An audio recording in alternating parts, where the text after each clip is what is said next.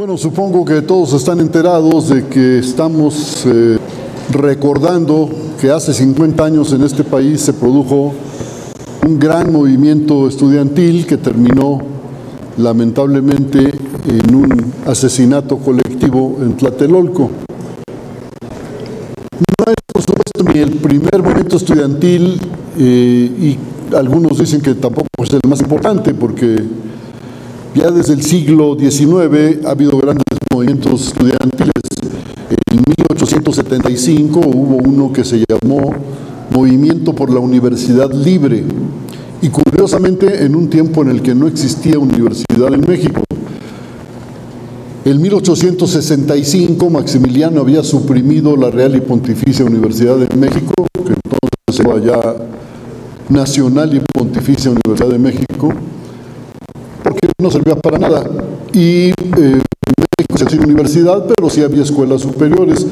Y hubo una huelga en esas escuelas y los muchachos salieron a impartir clases en los jardines, sobre todo en la Alameda, a obreros de casa y a quien estuviera dispuesto. Incluso el rector tenía autoridad para juzgar delitos que no fueran de sangre, y los estudiantes purgaban las penas dentro de la cárcel de la propia universidad. La universidad desapareció, pero no las cárceles. Las escuelas conservaron cárceles, y en el movimiento de 1875 los estudiantes demandaron que fueran cerradas esas cárceles, que desaparecieran. No sé, espero no darle ideas a nadie sobre estas medidas disciplinarias de poner una cárcel. Ha habido otros movimientos estudiantiles muy importantes, como el de 1929.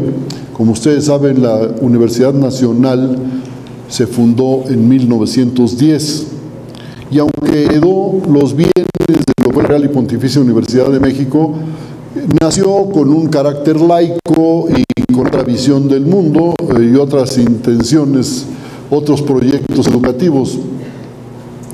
Y en 1929 era una dependencia gubernamental, y en 1929 se produjo un gran movimiento estudiantil por la autonomía que efectivamente se consiguió. Fue una gesta importantísima porque coincidió con la campaña electoral de José Vasconcelos, que fue candidato presidencial en ese año y que, como es costumbre en este país, fue víctima de un fraude monumental. Otros movimientos importantes, por ejemplo, se produjeron en el Politécnico. En la propia universidad hubo varios. Uno de ellos, en 1944, dio lugar a la ley orgánica vigente todavía. En el Politécnico y en las normales hubo un movimiento muy importante en 1956 que terminó con la entrada del ejército, la supresión del internado y del comedor en esta institución. Y por cierto, los militares se quedaron ahí varios años. El movimiento de 68 también estuvo precedido por fuertes movimientos en el Politécnico y en la propia universidad, porque en 1966 hubo un movimiento en la Universidad Nacional contra el autoritarismo, básicamente, y los estudiantes de preparatoria, yo era uno de ellos, demandábamos el pase automático. En aquel tiempo, los estudiantes de la Escuela Nacional Preparatoria, que pertenece todavía a la Universidad Nacional, aunque terminaran con todas sus calificaciones aprobatorias e incluso con promedio de 10, tenían que presentar un examen de admisión a la propia institución que los había calificado de esa manera, que los había aprobado. Eso nos parecía no solo injusto, sino absurdo. Porque bueno, si alguien llega de otra institución y quiere entrar a la UNAM, pues tendrá que hacer examen de admisión, pero los que ya estaban dentro de la universidad, pues no tenía mucho sentido, no tenía mucha lógica que tuvieran que presentar un examen adicional. En ese año ganamos, efectivamente se aceptó nuevamente a los estudiantes egresados del bachillerato de la propia UNAM. El movimiento de 66 fue una especie de ensayo general de lo que ocurriría en 68. Ustedes saben que en 68 el movimiento empezó por un asunto baladí, un asunto sin mayor importancia, el pleito de una preparatoria privada, la Isaac Ochoterena, con los muchachos de la Vocacional 5, un pleito violento por unas chicas, lo cual es muy explicable todavía hoy. Hubo 2 o 3 días de pedreas entre los muchachos, y un buen día entraron los granaderos a la vocacional 5, no a la preparatoria Ochoa Terena. Por cierto, en la preparatoria Ochoa Terena estaba un deportista, el Tibio Muñoz, que ganó una medalla en la Olimpiada de 68. Entraron pues los granaderos a la vocacional 5, golpearon estudiantes, golpearon maestros, y eso suscitó una gran indignación en el Politécnico. Y los estudiantes presionaron a la Federación Nacional de Estudiantes Técnicos, la FENET, para salir a la calle a protestar por aquella agresión. La FENET era una organización estudiantil que, a semejanza de los sindicatos obreros, estaba sometida absolutamente a las autoridades. Los muchachos que estaban, o ya no tan muchachos, que estaban al frente de esa federación, recibían canonjías de la propia dirección del Politécnico, del gobierno, viajes y otros beneficios. La condición era que controlaran a los estudiantes, que impidieran que los estudiantes se rebelaran contra lo que ocurría en la propia institución politécnica o en el país. Pero en 1968 la presión fue tanta que los dirigentes de la FENET tuvieron que aceptar que se realizara una manifestación de protesta. Se programó para el día 26 de julio y coincidió con otra manifestación que se organizaba cada año de solidaridad con la Revolución Cubana. En esa manifestación participaban grupos de izquierda, organizaciones estudiantiles también simpatizantes de la Revolución Cubana, y el hecho es que la manifestación del 26 de julio, la manifestación simpatizante de Cuba, marchaba generalmente por el eje central hasta el hemiciclo a Juárez, y la otra, la de los Politécnicos, llegó desde el casco de Santo Tomás hacia la Alameda, y hubo un momento en el que se juntaron las dos manifestaciones y la policía la emprendió porque la tendencia al juntarse fue irse al Zócalo. El Zócalo era un espacio que estaba cerrado a las protestas. México vivía en un régimen que, para que más o menos nos entendamos, todo lo que no estaba prohibido era obligatorio. Entonces, por ejemplo, las manifestaciones no podían entrar al Zócalo. No teníamos una Cámara de Diputados independiente del Poder Ejecutivo.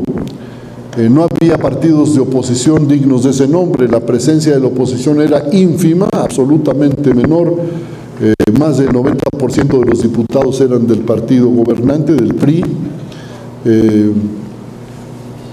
La prensa estaba infinitamente más controlada que hoy. Hoy, por lo menos, los periodistas podemos expresar libremente nuestro desacuerdo con las políticas públicas, con lo que dice el presidente de la República, lo cual antes estaba absolutamente prohibido. Decía don José Pajés Yergo, fundador de la revista Siempre, un gran periodista, que en México había 3 temas tabú para el periodismo, que eran el presidente de la República, el ejército y la Virgencita de Guadalupe. Hoy podemos criticar al ejército, podemos criticar al presidente, y afortunadamente se sigue respetando a la Virgen de Guadalupe, lo que me parece muy bien, porque yo soy partidario de la libertad de creencias. El asunto está en que en aquel ambiente sofocante de los años 60 había sido reprimido el movimiento médico. Hubo un gran movimiento médico entre 1964 y 1965. Los médicos prestigiadísimos salían encabezando esas manifestaciones de médicos, enfermeras, en general del personal médico de las instituciones públicas, y más de una vez lanzaron contra ellos a los trabajadores de limpia y transportes del gobierno de la ciudad, los trabajadores de la basura, digamos, para entendernos. Y estos llevaban jitomates y huevos podridos y los lanzaban contra las batas blancas de médicos y enfermeras, pues como para hacer más evidente la humillación que les infligía el gobierno a los manifestantes. Los estudiantes tuvimos, por ejemplo, cuando el ejército entró a la Universidad de Morelia, la Universidad Nicolaita, en algunas escuelas protestamos. tomamos incluso algunos cines e hicimos mítines ahí, obligamos a que se apagara la proyección y hicimos mítines, pero la persecución policíaca era implacable, generalmente acabábamos en la cárcel o en manos de la policía.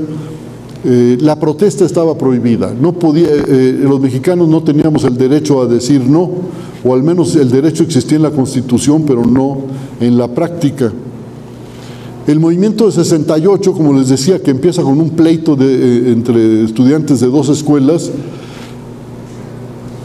derivó por esa entrada de los granaderos y la brutalidad que emplearon, derivó en una gran protesta de los politécnicos que confluyó con lo que pasó el 26 de julio, como la manifestación en favor de Cuba, en solidaridad con Cuba, que marchaba el 26 de julio, estaba integrada mayoritariamente por universitarios. Bueno, la represión de la policía, que fue brutal, hubo muchísimos golpeados, detenidos. Esa misma noche se ocuparon los locales del Partido Comunista y se detuvo a la gente que encontraron ahí, y se pasaron varios años esos detenidos en Lecumberri. Lógicamente, la indignación, que era solo de los politécnicos, cundió también en la universidad, y ya no fue por un pleito de pandillas, sino que el asunto empezó a crecer.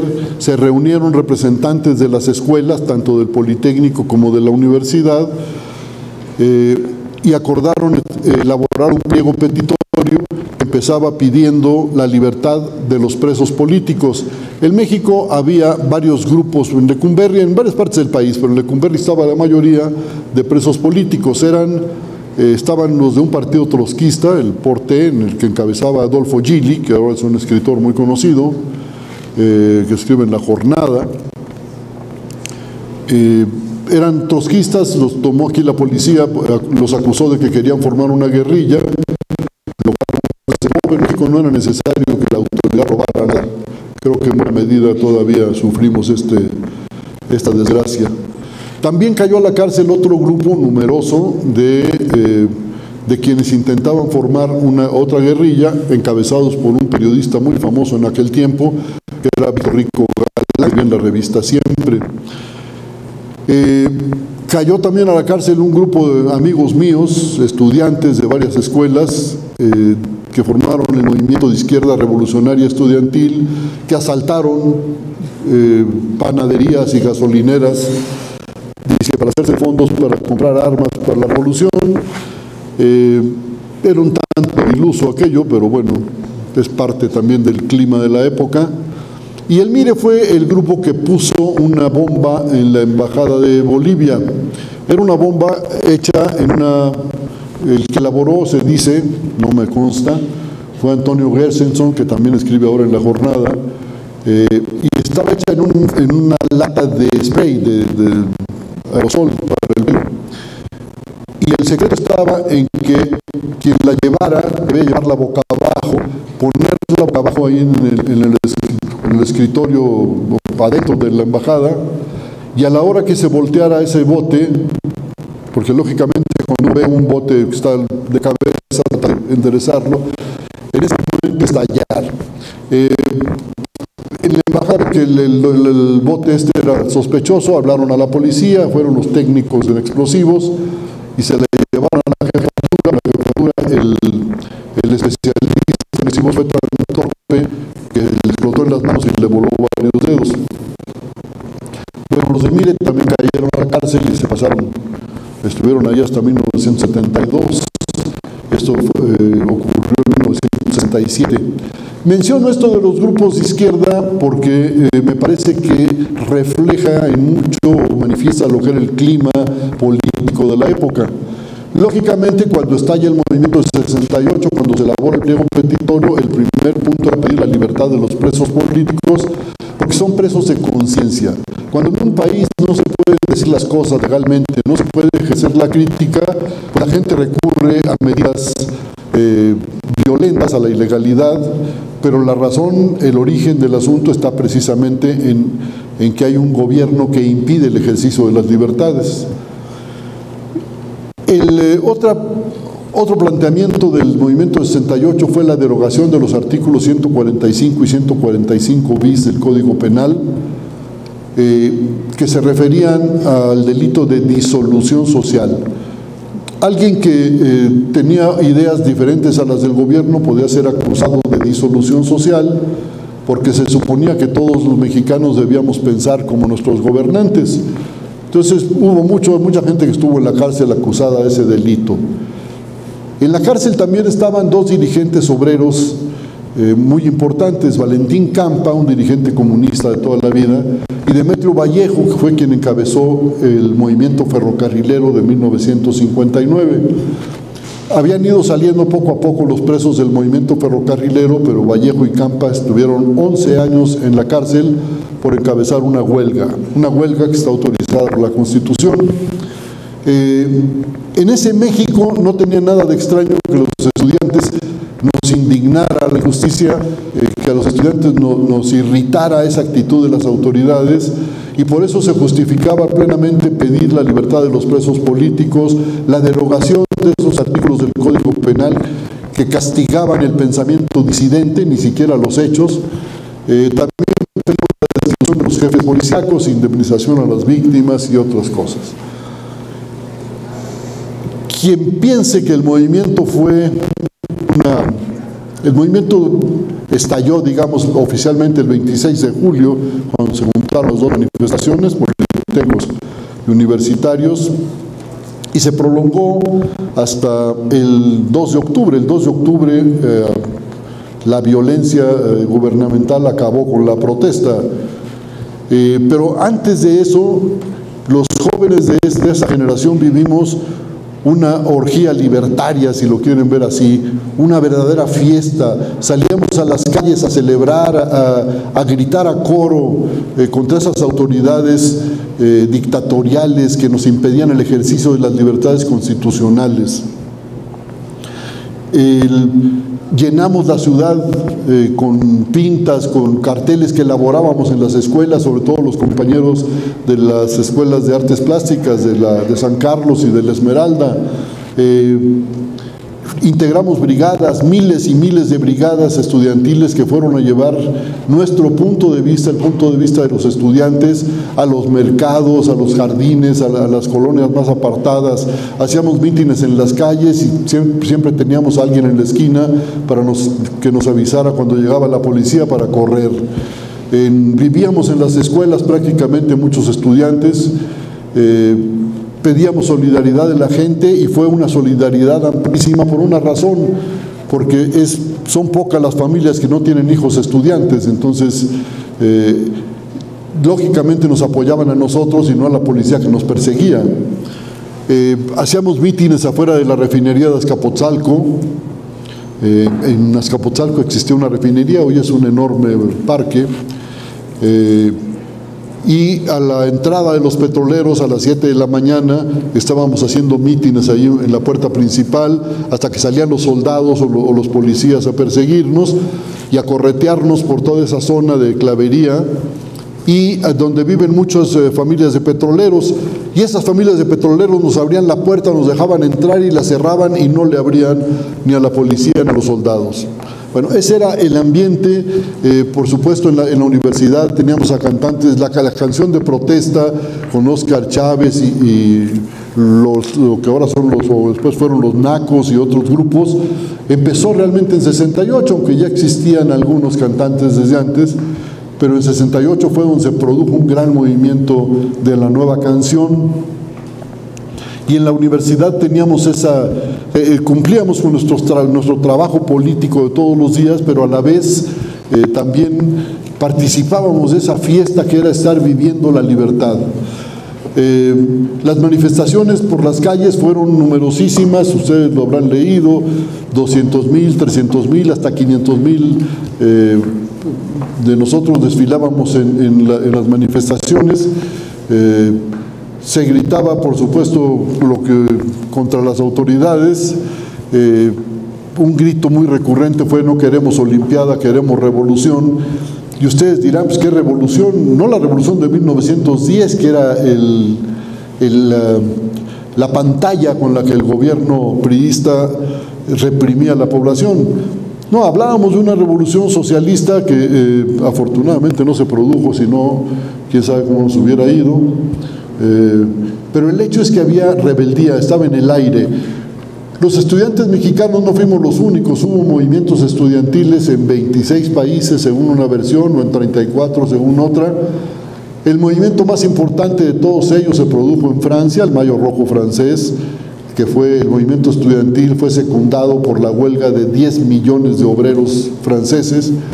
En Estados Unidos había una gran efervescencia porque los muchachos, los jóvenes estudiantes, se oponían a la conscripción, no querían ser enviados a Vietnam a morirse o a quedar lisiados para toda la vida.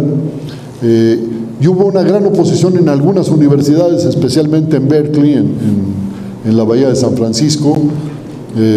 Surgieron también en Estados Unidos cantantes de protesta como Joan Baez y varios más. Y aquello era un fenómeno mundial, porque en Francia ocurrió lo mismo y por supuesto aquí también. En Yugoslavia hubo también un gran movimiento estudiantil. Yugoslavia era un país socialista, pero sui generis, porque no era tan cerrado como el socialismo soviético. Y el gobernante era el mariscal Joseph Broz Tito, un héroe de la Segunda Guerra Mundial, de la resistencia contra los... ¿Tengo tiempo todavía? Era un héroe de la resistencia contra la Alemania nazi, y hubo un gran movimiento estudiantil, pero Tito, en lugar de mandar a los tanques contra los estudiantes y a matar estudiantes, les dio la razón, les contestó positivamente a las demandas estudiantiles, destituyó a los funcionarios que no habían sabido entender el movimiento, y nosotros en algún momento nos hicimos la ilusión, tuvimos la ilusión de que aquí en México podía ocurrir una cosa semejante. Se nos olvidaba que en el gobierno estaba Gustavo Díaz Ordaz, un criminal que no entendía de ninguna manera el ejercicio de las libertades ciudadanas, que consideraba que si se permitía el ejercicio de una libertad, luego había que permitir el ejercicio de todas, y eso no estaba bien. Se lo llegó a decir a gente cercana a él. Las libertades eran para que se ejercieran solo si él estaba de acuerdo y de la manera que el gobierno quisiera. Por supuesto, pues eso era inaceptable. Después de esos 2 meses de huelga estudiantil, de grandes manifestaciones, de fiesta, de brigadeo, la actividad de las brigadas fue disminuyendo conforme pasaba el tiempo, porque sobre todo en las noches, cuando salíamos a pegar carteles en las paredes o a pintar nuestras consignas, empezó a haber agresiones de la policía. Hubo varios compañeros que fueron asesinados por la espalda, les dispararon la policía les disparaba desde las patrullas, y empezó a reducirse lógicamente la actividad de las brigadas. Sin embargo, no cesaba todavía. En septiembre hubo una gran resistencia en el Politécnico porque quisieron entrar los granaderos y fueron rechazados. Entraron disparando y fueron rechazados disparando, y con bombas molotov y a pedradas y como se pudo, y los rechazaron.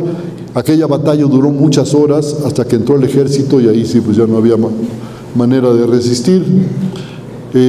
La universidad, como ustedes saben, la Universidad Nacional fue ocupada también por el ejército, duró varios días ahí. El rector de la Universidad Nacional era un personajazo, un hombre formidable, Javier Barrosierra, un hombre tan grande que conforme pasan los años su figura crece. Y yo les voy a platicar una pequeña anécdota que ilustra muy bien quién era aquel señorón. En 1966, cuando estábamos negociando con él el pase automático de las preparatorias de la universidad a las escuelas profesionales, hubo un compañero que después fue, por cierto, senador del PRI por Chihuahua. Hubo un compañero que cuando el rector dijo, bueno, jóvenes, díganme ustedes en qué puedo servir, este muchacho le dijo, señor rector, pues queremos que nos aparten un porcentaje de los lugares en las escuelas profesionales a los egresados de la Escuela Nacional Preparatoria. Y el rector le respondió, o nos respondió, miren jóvenes, no estoy aquí para darles consejos, soy la contraparte en esta negociación. Sin embargo, como ustedes están muy jóvenes, me voy a permitir darles un consejo. Cuando empiecen una negociación, no empiecen pidiendo una parte, pídanlo todo, a ver cuánto les dan. Ese era Rosierra, un hombre espíritu abierto, comprensivo con los jóvenes, formidable, y no es casual que haya sido él el que después de que el ejército tiró de un bazucazo la puerta de la preparatoria 1, ahí en San Ildefonso, justo más bien, él salió al frente de la manifestación que recorrió desde la ciudad universitaria por Insurgentes a Félix Cuevas, se regresó por la universidad bajo la altura, y el rey nuestro estaba al frente de esa manifestación. Nunca una autoridad del Politécnico se atrevió a hacer lo mismo. Barros Sierra era un humanista. Eso les da idea, pues, de que la razón estaba de nuestra parte. Sin embargo, conforme avanzaban las agresiones y aumentaban las agresiones de la policía, lógicamente el movimiento se iba retrocediendo, y el 2 de octubre se convocó un mitin en Tlatelolco, un mitin informativo, y como ustedes saben, ahí se produjo una gran matanza. Estábamos los manifestantes, los asistentes al mitin en la plaza. Desde que llegamos ya estaba aquello rodeado, pero totalmente rodeado de policías y de soldados. Aún así asistimos al mitin porque creíamos que estábamos ejerciendo un derecho y no tenían por qué coartarlo. Hubo un momento, cuando ya empezaban los oradores a hablar, en que un grupo de tipos muy ágiles, todos ellos con un guante blanco o un pañuelo blanco amarrado en una mano, avanzaron hacia la tribuna que estaba en el tercer piso del edificio Chihuahua, subieron, vimos perfectamente desde abajo cómo disparaban contra los compañeros. Había muchos periodistas del extranjero porque estaban por iniciarse los Juegos Olímpicos. Y ahí estaba en la tribuna Oriana Fallaci, viendo cómo estaba el movimiento, haciendo su trabajo de periodista. Y recibió 5 balazos y afortunadamente sobrevivió. Oriana Fallaci tiene varios libros, es una periodista que llegó a tener una enorme celebridad. Después de disparar contra los de la tribuna y someterlos, un tipo del batallón Olimpia se apoyó en una columna de ahí de la tribuna, empezó a disparar contra los que estábamos abajo. Para ese momento ya habían entrado los soldados y ya estaban mezclados con nosotros. Los soldados no llegaron disparando, los soldados llegaron cargando contra nosotros con el marrazo, la bayoneta puesta en la punta de los fusiles. Cuando el ejército ataca de esa manera es para la lucha cuerpo a cuerpo, no para disparar, porque el fusil tiene poca estabilidad por el peso. Lógicamente los soldados nos gritaban al suelo, porque empezaron los balazos, y ellos sí sabían qué hacer, nosotros no. Muchos compañeros corrieron, los que pudieron, pero quedamos, dicen que 700 en el centro de la explanada. Ahí estábamos revueltos, soldados que también fueron heridos y algunos muertos, por supuesto muchos compañeros nuestros, padres de familia, niños que iban con sus padres, apoyando a sus hermanos mayores estudiantes, y contra todos ellos dispararon y hubo muertos, pues, de todos, jóvenes, niños, viejos, soldados, civiles.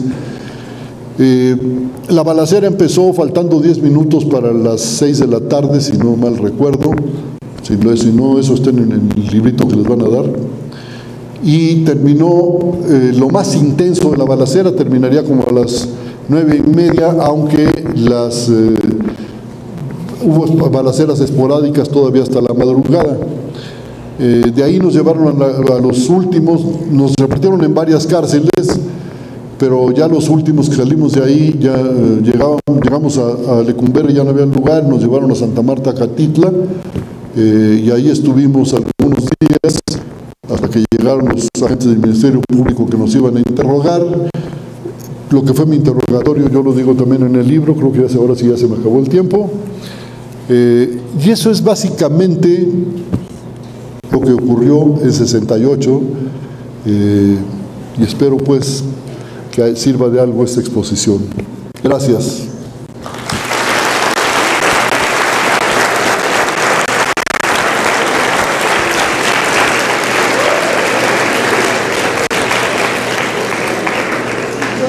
Si alguien tiene alguna pregunta que hacerle, levante la mano, por favor.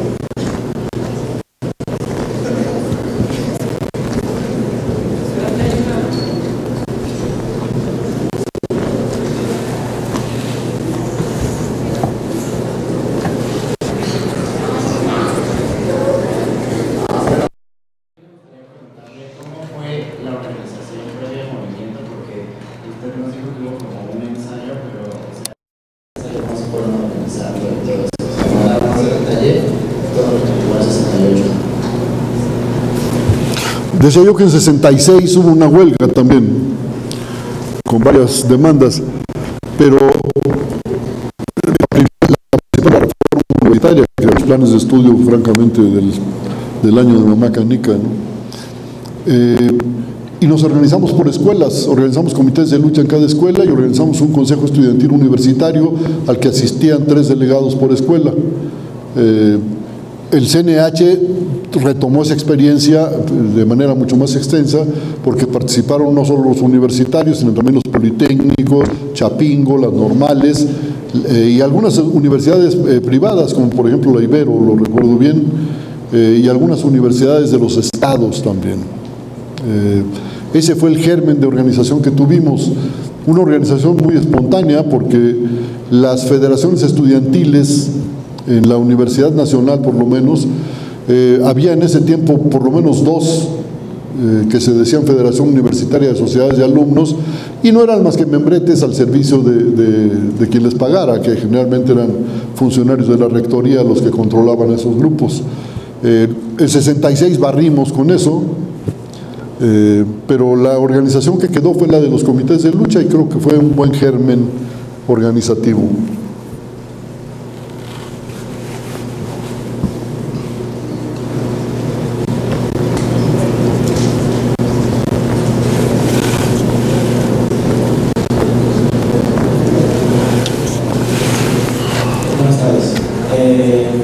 Yo tengo una pregunta acerca de qué opina usted acerca de que en México a través de los años ha habido una constante en cuestiones de que ha habido un régimen autoritario y las minorías son las que tratan de la revolución. En este caso pasó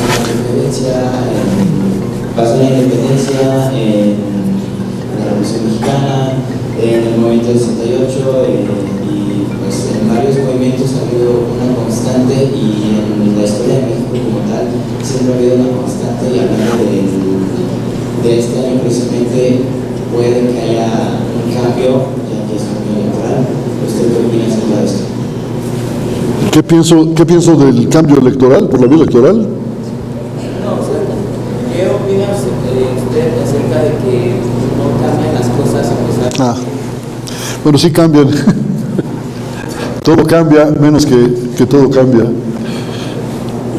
Yo decía que en 1968 no había partidos políticos dignos de ese nombre. El PAN era un pequeñísimo partido, tenía una representación mínima en la Cámara de Diputados.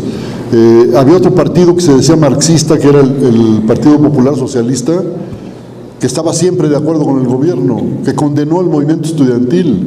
Y existía otro partido que le regalaron a un grupo de generales en los años 50, que era el partido llamado Partido Auténtico de la Revolución Mexicana, que tampoco tenía mayor presencia. Esa era la oposición que había en México, la oposición legal. Por supuesto había una oposición que actuaba al margen de esas instituciones porque no le daban posibilidad de expresarse legalmente. La prensa, si hoy está controlada la prensa, en aquellos tiempos estaba controlada al 117%. No había manera de que se ejerciera la crítica. Había una revista donde se expresaban los puntos de vista disidentes que se llamaba Política, la dirigía Manuel Marcué Pardiñas, un ingeniero agrónomo, que en 1968 fue detenido y encarcelado. Y no solo eso, sino que había publicado una portada en la que aparecía Díaz Ordaz cuando era secretario de Gobernación, con un letrero que decía: no será presidente. Eso nunca lo perdonó ese tipo sucio que fue Gustavo Díaz Ordaz, y ordenó detener a Marcué.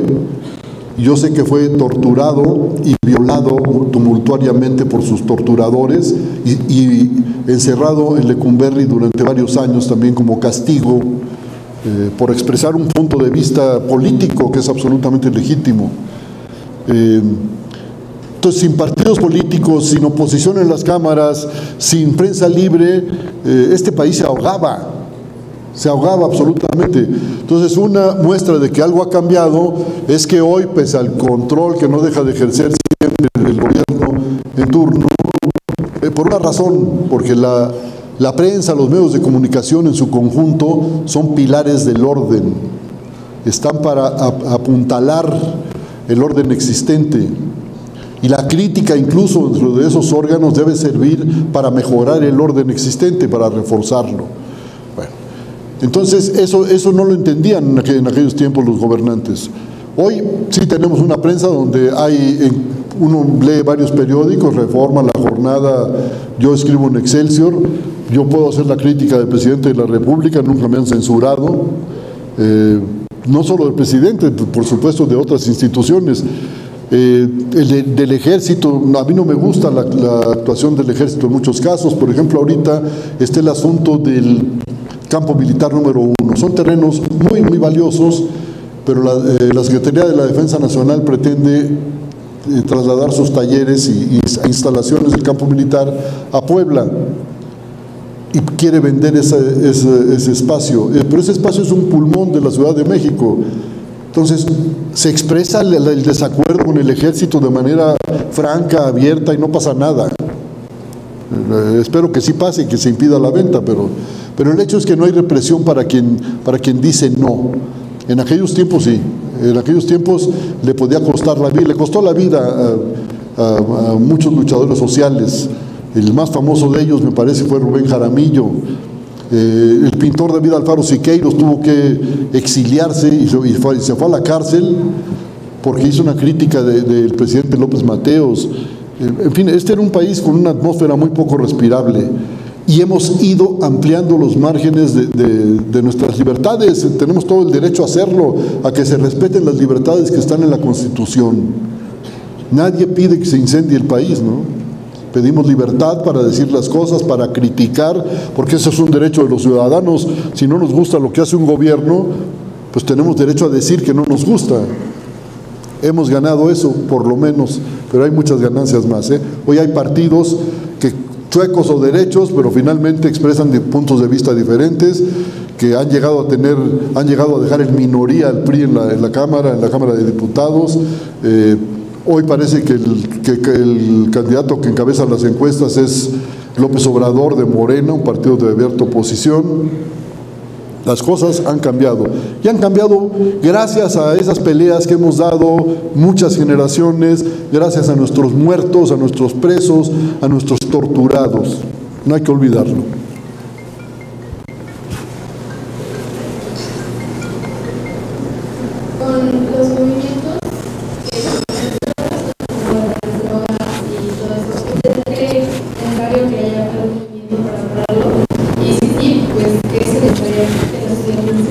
¿Un movimiento para qué, perdón? Para detener las drogas, para que Bueno, evidentemente está desbocada la violencia, pero ¿cómo no va a estarlo? Si hay una corrupción en el gobierno que no tiene precedente, y miren que este es un país con una tradición de corrupción pavorosa, desde lo que los españoles llamaban el unto de México. El unto era embarrar la mano de un funcionario para conseguir algo. Lógicamente, cuando hay tanta corrupción, cuando hay tanto desempleo, cuando la economía no crece, lógicamente florece la delincuencia. No, eso no tiene remedio. Y hay otro punto aquí que ha sido muy importante, y es que la rigidez para el tratamiento del asunto de las drogas, del tráfico, de la producción, tráfico y consumo de estupefacientes en general, ha sido, me parece, una política equivocada. Yo estoy por la despenalización de las drogas. Por ejemplo, la droga que causa más muertos en este país, es la segunda causa de muerte en México, es el alcohol. Y sin embargo, afortunadamente a nadie se le ocurre prohibirlo. Pero prohíben la marihuana, que ni siquiera figura en las estadísticas de muerte. No le recomiendo a nadie que fume marihuana, ni que tome alcohol, ni mucho menos, por supuesto que no. Pero me parece que hay que conocer estas cosas para ponerlas en sus justos términos. Yo creo que las políticas restrictivas, prohibitivas, lo único que hacen es generar actitudes ilegales, que florezca el mercado ilegal. Y eso es lo que han hecho con las drogas. Hoy es un perfecto emporio. En Estados Unidos, entre 1919 y 1933, estuvo prohibida la producción, tráfico y venta de alcohol, de bebidas alcohólicas. Cuando llegó Roosevelt, el segundo Roosevelt, a la presidencia, había ganado las elecciones, mandó a sus agentes confidenciales a hablar con los capos del negocio ilícito del alcohol y les ofreció invertir sus fortunas en negocios lícitos, llevarse a sus ejércitos de pistoleros con ellos, con sus familias, y Las Vegas, que era prácticamente un punto de paso para cargar agua de los trenes, se convirtió en un emporio. Si ustedes vieron las películas del Padrino, hay una de ellas en la que se menciona más o menos cómo estuvo el asunto. Una política inteligente siempre será mejor que la represión.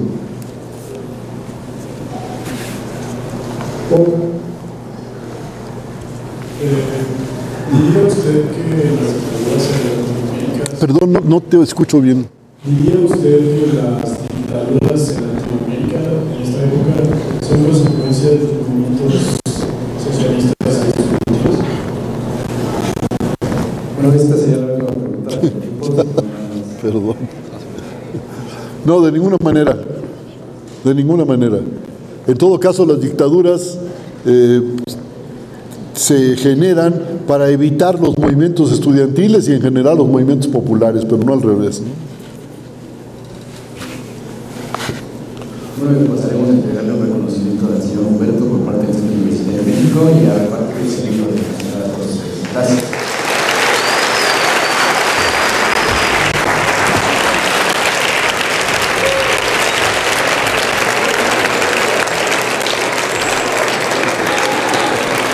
Gracias. Gracias. Gracias. Gracias.